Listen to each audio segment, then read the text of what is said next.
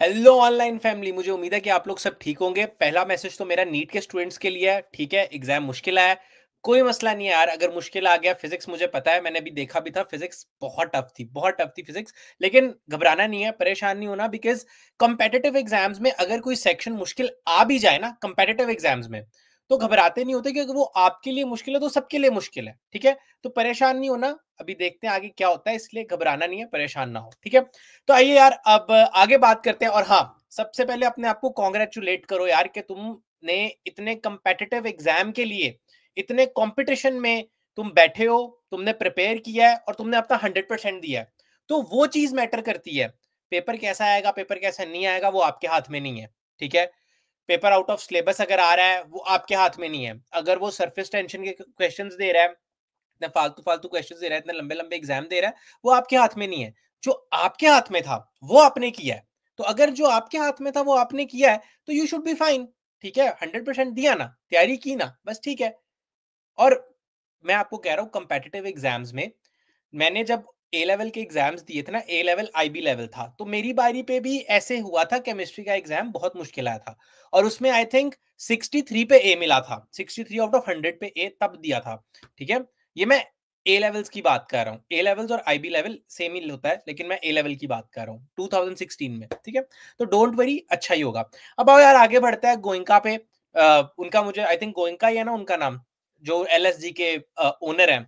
यार देखो, corporate sector में, ठीक है, कॉर्पोरेट सेक्टर में, ठीक है, और जो है प्लेयर्स में फर्क होता है। आपके एम्प्लॉयज में, ठीक है, और आपके जो प्लेयर्स जिनको आप हायर कर रहे हो ना, ठीक है, ये आपके एम्प्लॉयज नहीं है। ठीक है, मैं आपको समझा रहा हूँ, ये आपके लिए काम नहीं कर रहे, मतलब काम ठीक है कर भी रहे हैं, लेकिन ये नेशनल प्लेयर्स हैं।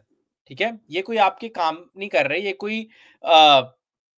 ये कोई चलते फिरते जो गल्ले मल्ले मल्ले की टीम नहीं है, ये नेशनल प्लेयर्स हैं। ठीक है, तो आपको एक रिस्पेक्ट देनी पड़ेगी यार, ये आप ऐसे नहीं कर सकते। मैं पहले भी बड़ी दफा कह चुका हूं, मैं फिर यही कह रहा हूं कि जिस तरीके से गोइंका सर जो है, ठीक है, आप बहुत सक्सेसफुल बिजनेसमैन है, बट काव्या मरन भी तो एक सक्सेसफुल बिजनेस वुमेन है ना। She is a successful business women. लेकिन वो अगर ऐसी हरकतें करना शुरू कर दे, या ठीक है वो भी ओवर एक्सप्रेसिव कई दफा हो जाती हैं, लेकिन अगर वो भी ऐसे करना शुरू कर दे, तो फिर तो रोज लड़ाई हो। तो आई थिंक यहाँ पे गोयनका को थोड़ा समझना पड़ेगा कि वो आ, आप जो अपने ऑफिस में, या जो आप ऑफिस में करते हो, गुस्सा कर लिया अपने वीपी पे या और एग्जीक्यूटिव्स पे और काम निकलवा लिया, वो वहां पे अच्छा लगता है। लेकिन प्लेयर्स में, जो आपके नेशनल प्लेयर्स हैं, उनमें अच्छा नहीं लगता। ठीक है, पहली बात तो जिस तरह यू आर टॉकिंग टू के एल राहुल पिछले साल, ठीक है, तो वहीं से ही बात उसने वो छोड़ दिया, बिकॉज खुद नाखुश था। ऑब्वियसली वो नाखुश था, किसको अच्छा लगेगा यार अगर उसकी बिस्ती हो, अच्छा लगेगा किसी को? तो यार ये समझने की जरूरत है कि एक ऑफिस में, या जो आपका कॉर्पोरेट सेक्टर है उसमें वो अलग होता है। ठीक है, कॉर्पोरेट सेक्टर अलग है। आप उसको आईपीएल के साथ या प्लेयर्स के साथ उस तरीके से बिहेव नहीं कर सकते, ये बात समझनी पड़ेगी इनको। ये इनको लग रहा है जैसे ये गली मोहल्ले की टीम है। अबे ऐसे तो तुम रांची के प्लेयर से बात करोगे तो वो भी तुम्हें सुना देगा, मैं सही कह रहा हूँ, वो गुस्से में आ जाएगा। माना मैंने कि आपने ऋषभ, पहली बात तो ऋषभ पंत से इतनी बड़ी बड़ी उम्मीदें हाँक देना। मैं इंटरव्यू सुन रहा था, उससे उससे कहा जा रहा है जी, वो आने वाले वक्त का रोहित शर्मा और एमएसडी को जैसे याद करते हैं लोग, अगले आने वाले 10 साल में उसको याद करेंगे। मैं हैरान हो गया, मैंने कहा यार मतलब, अगर उसको किसी ने, अबे अगर किसी का याददाश्त भी चली जाएगी ना, और वो उस याददाश्त वापस आने की कोशिश करेगा, that Rishabh Pant will be the last person जिसको कोई याद करेगा। मैं सही कह रहा हूं तुम्हें। और ऋषभ पंत ठीक है, अच्छा प्लेयर है, अच्छी नॉक्स है टेस्ट में, उसकी अच्छी नॉक है, अच्छा उसने टेस्ट में अपने आप को मनवाया है, मैं मानता हूं इस बात को। लेकिन टी20 में अभी तक उसने इंटरनेशनल लेवल पे कोई मैच नहीं जीता। Nothing against Rishabh Pant, nothing against Rishabh Pant, ठीक है, बट ये लपेटे मारना, लपेट कभी गिर गया, कभी उठ गया, कभी लेट लिया, कभी पता नहीं क्या क्या करना। ठीक है, और वो मैंने जब ऑस्ट्रेलिया में सीरीज हुई थी ना, ऑस्ट्रेलिया में सीरीज हुई थी, मैंने तब भी कहा था ये आदमी बहुत गलत तरीके से अपनी विकेट पे कोई प्राइस नहीं डालता और देके निकल जाता है। ठीक है, आई थिंक एक अच्छी इनिंग्स आई है उसकी इस आईपीएल में, मेरे ख्याल से 50 की एक नॉक आई है, if I am not wrong. बस, तो आप एक प्लेयर से जिसने अभी तक अपने आप को प्रूव नहीं किया, कितने साल हो गए उसको खेलते हुए, 2018 18 से खेल रहा है, राइट? 7 साल हो गए उसको खेलते हुए, और 7-8 साल की क्रिकेट और बाकी है, इतनी ही होगी ना, और 7-8 साल और हैं। तो एक प्लेयर अगर 7 साल में कौन-कौन से वर्ल्ड कप आए? 2021 का वर्ल्ड कप, 2022 में शायद वो खेला नहीं था, 24 में अभी खेला, लेकिन यहाँ पे भी कोई बड़ी परफॉर्मेंस नहीं थी टी20 में, ठीक है? और बाकी जो सीरीज हुई हैं, तो उसने अपने आप को प्रूव नहीं किया अभी तक अब टी20 में। तो आप ऐसे प्लेयर से कह देना कि यार ये एमएसडी है, ये रोहित शर्मा है। एमएसडी, यार पता है एमएसडी कौन है? पता है, जो बोलता है एमएसडी के बारे में उसको ये पता है कि महेंद्र सिंह धोनी जब वो नया आया था 183 against against Sri Lanka, 183 against Pakistan, that was Mahendra Singh Dhoni, वो थे महेंद्र सिंह धोनी, ठीक है? तो ऐसे, और रोहित शर्मा टी20 2010 के टी20 वर्ल्ड कप में आई थिंक सारे उस विकेट के ऊपर, वेस्ट इंडीज की विकेट थी, ऑस्ट्रेलिया के अगेंस्ट मैच था, उस विकेट के ऊपर कोई नहीं टिका। आई थिंक क्वार्टर फाइनल का मैच था, Rohit Sharma scored I think 60-70 run Rohit Sharma ने वहां पे बना दिए थे। और फिर एक 2008 का मैच था, रोहित शर्मा वाज फेसिंग शुएब अख्तर, उमर गुल, सईद अजमल, इनको फेस कर रहा था रोहित शर्मा, और रन्स बनाए थे उसने, और उसने इनके अगेंस्ट 50 बनाई थी तब। तो यार ये मुझे समझ नहीं आती है क्या है, किसी को भी उठा के किसी पे भी कंपेयर कर देना, कुछ भी कह देना, आई थिंक वो एक थोड़ी सी ना गलत बात है। तो मेरा गोइंका सर को यही है कि आप, ठीक है, आप बहुत सक्सेसफुल बिजनेसमैन है, आई रिस्पेक्ट कि आप बहुत सक्सेसफुल बिजनेसमैन है, but there is a difference between कि आप एक कॉर्पोरेट प्लेयर्स के साथ कैसे, आप कॉर्पोरेट के जो आपके आपके लिए काम करते हैं उनके साथ कैसे बिहेव करोगे, और आप एक नेशनल प्लेयर के साथ कैसे बिहेव करोगे, दो अलग अलग चीजें हैं, ठीक है? आप इस तरह रांची के प्लेयर के साथ भी ऐसे बिहेव नहीं कर सकते, मेरा तो यही कहना है आपको। चलिए यार, अब आगे बढ़ते हैं, मैच पे बात कर लेते हैं अब। हो, भाई साहब, भाई साहब, भाई साहब, प्रभा सिमरन, यार उस आदमी ने क्या इनिंग्स खेल दी है।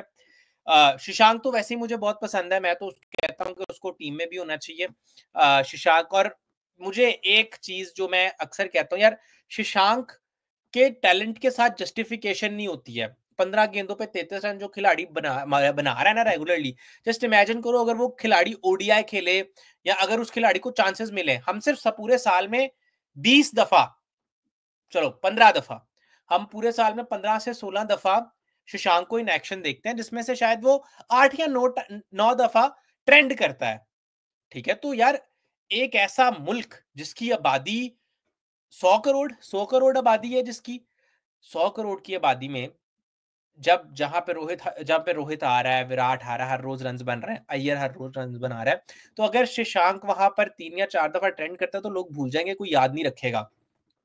इसीलिए मेरा ये एक सुझाव, मेरी एक जो है, मैं एक चीज रिकमेंड करना चाहूंगा इनको, क्या नाम है, पंजाब किंग्स को, कि शशांक को थोड़ा सा ऊपर खिलाएं, थोड़ा सा। अगर आप शशांक को ऊपर खिला सकते हैं, बिकॉज यार वो बहुत बड़ा टैलेंट है, मैं पहले भी कहता हूँ, और मैं फिर कहूंगा कि यार ही इज समथिंग एल्स। हाँ ठीक है, ऊपर प्रियंश आर्या है, फिर प्रभ सिमरन है, फिर इंग्लिश आता है, फिर अय्यर आता है, तो उसमें फिर वडेरा आता है, तो फिर नीचे उसके लिए ही जगह बनती है, शशांक के लिए। लेकिन ऐसे टैलेंट को आपको थोड़ा सा अगर आप उसको इंग्लिश की जगह खिला दें, तो ताकि वो लंबा खेल के बड़ा स्कोर कर सके, ठीक है? क्योंकि अगर वो ऐसे आएगा, नीचे खेलेगा, तो मुझे लगता है उसके टैलेंट के लिए थोड़ा सा ये चीज ना जस्टिफाई नहीं है यार, जस्टिफाई नहीं है, मुझे नहीं लगता जस्टिफाई है, बट अगेन ये मेरा पॉइंट ऑफ व्यू है, आप कमेंट सेक्शन में मुझे बताइएगा अगर आप एग्री करते हैं, डिसएग्री करते हैं, जो आप लोगों को बेहतर लगे। उसके बाद अपने पाजी यार, कमाल कमाल पाजी, अखीर, मैं क्या कहूं उनके बारे में, अपना अर्श अर्श भाई के बारे में, Arshdeep something else, Arshdeep is something else. मुझे बड़ा अजीब लगता है जब लोग कहते हैं कि वो अर्शदीप सिर्फ व्हाइट बॉल स्पेशलिस्ट है, उसको सिर्फ आखिरी के 2 ओवर दे दो, वो वही कर, वो जिस तरह अंग्रेजी में नहीं बोलते, I think he is white ball specialist and he is a very good depth bowler, I think you should ball in depth and all that, जिस तरह वो बोलते हैं, ठीक है? यार ऐसा आदमी टेस्ट में भी यार इसको खिलाओ, मैं सही कह रहा हूँ। Arshdeep is something else, Arshdeep best है, अर्शदीप बहुत आला बॉलर है, मैं सही कह रहा हूँ। इंग्लैंड तो जाएगा, इंग्लैंड जाना चाहिए यार अर्शदीप को। I don't see a reason कि क्यों नहीं जाना चाहिए। तो ऑलरेडी मैं गोइंका सर पे बहुत बात कर चुका, क्योंकि वो जिस तरीके से अपने प्लेयर्स को डील करते हैं ना, वो चीज इन प्लेयर्स में नजर आती है। ठीक है, हर मैच आपको निकोलस पूरन नहीं जितवा के देगा, हर मैच निकोलस पूरन नहीं जितवा के देगा भाई, हर मैच डेविड मिलर नहीं जितवा के देगा। तो you have to be mature. आज आयुष बदूनी ने बहुत अच्छी बैटिंग की, जब वो शुरू में भी खेलता तो उसके बल्ले पे गेंद अच्छा आ रहा था, वो खेला, अच्छा खेला, और फिर भी 199 एलएसजी कर गई। लेकिन जब बॉलिंग करती है ना एलएसजी, तो एक डर लगता है उनमें कि जैसे कि ना उनको उनको डर लग रहा होता है। और डर लग, जिस तरह ऋषभ पंत की पिछले दिनों वो भी आई थी, एक स्टेटमेंट भी आई थी ना कि यार ये बुड्ढा बिलाजा बुड्ढा गुस्सा करेगा। तो आप अगर अपनी टीम को चाहते हो कि वो अच्छा करे, अगर आप चाहते हो आपकी टीम अच्छा करे, तो यार आपको उनको फ्री हैंड देना पड़ेगा, आपको उनको रिस्पेक्ट देनी पड़ेगी, मैं तो ये बात जरूर कहूंगा। तो चलिए यार, मिलते हैं अगली वीडियो के साथ, तब तक के लिए खुश रहिए और अपना ध्यान रखिए। See you in the next video.